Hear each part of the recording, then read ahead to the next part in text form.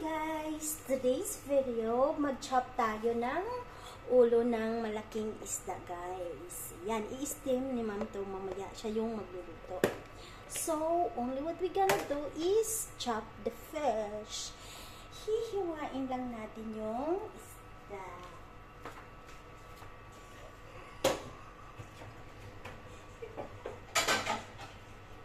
Tapos sasawin guys. Kita niyo yan. Hihiwain natin yan. Makita niyo. Marunong ba kayo maghiwa ng isda, guys? Bakit hindi? So, malinis na yan. Binabrush ko to. Tapos ang paglilinis nito ay lalagyan nyo ng asin at saka cornstarch para hindi siya madulas. Nakita nyo? O hindi na siya madulas. Kasi nililinis ko siya ng asin, cornstarch, okay? So, tapos ibabrush nyo talaga siya para malinis, walang dugo at hindi siya malansa. Sobrang fresh to. Eh, hindi naman pinachop doon sa palengke, so tayo yung mag-chop nito, guys. Paano ba ito mag-chop?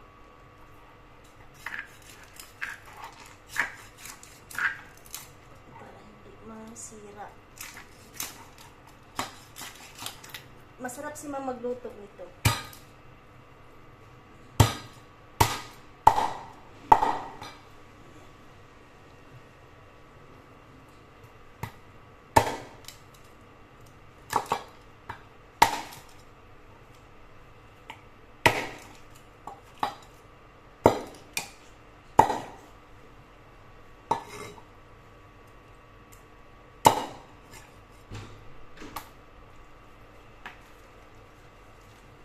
Gusto ni ma'am yan.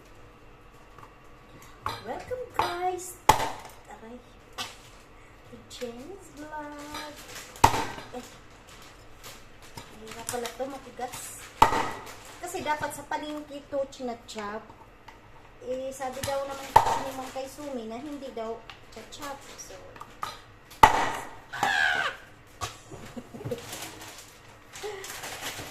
tumalsik siya dahil.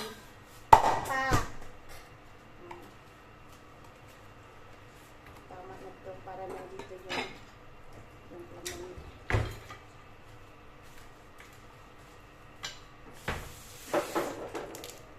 Yan, may list din ito.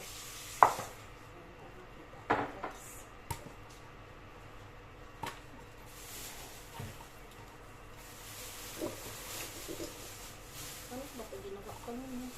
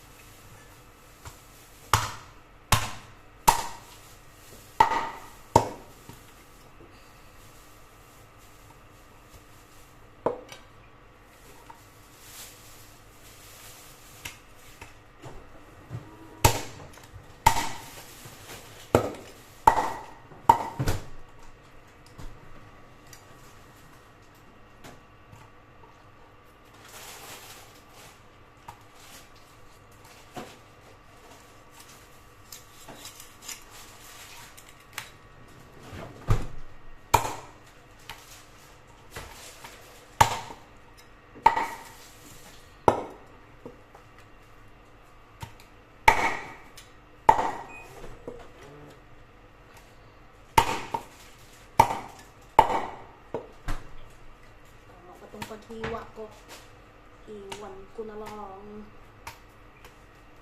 Ay! There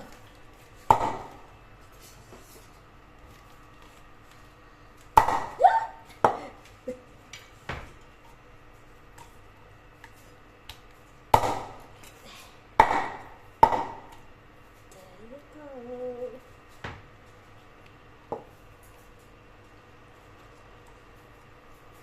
Hiwain yung mata.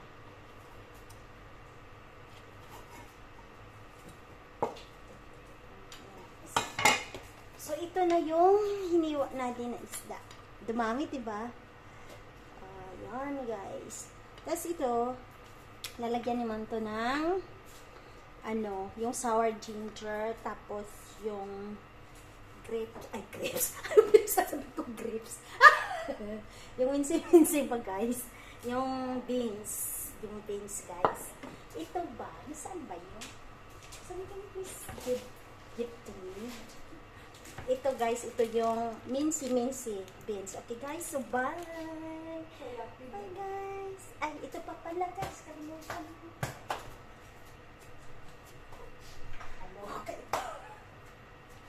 Ito guys, ito yung ingredient nito pag i-steam. Ayan o. Sour ginger, tsaka minsi-minsi, tapos cornstarch, kung ano-ano pa. Bye guys! Thank you for watching from Chini Vlogs. Bye! Bye guys! Yan. So bye!